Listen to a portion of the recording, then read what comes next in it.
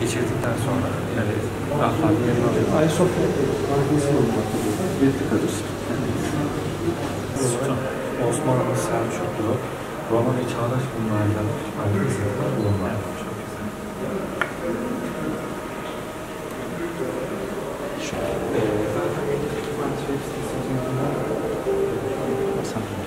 Zaten Türkiye'de ilk mi?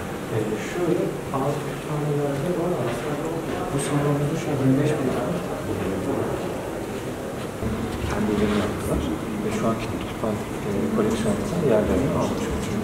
Oyuncular içeride. Çocuklar orada animasyon çizgi filmlerini izleyebiliyorlar. Televizyon salonumuzda var. Buraya için.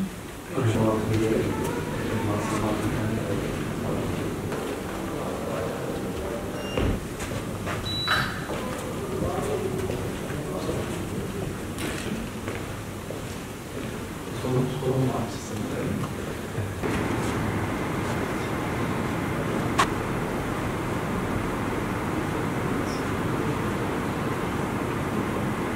Başkanım güzel.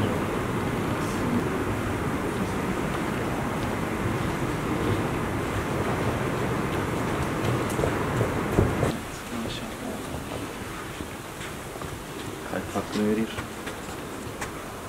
Çok güzel.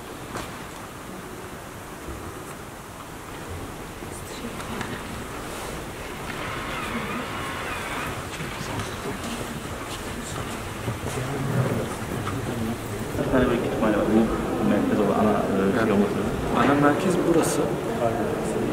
Sağ olun, teşekkür ederim. Aynı sesler.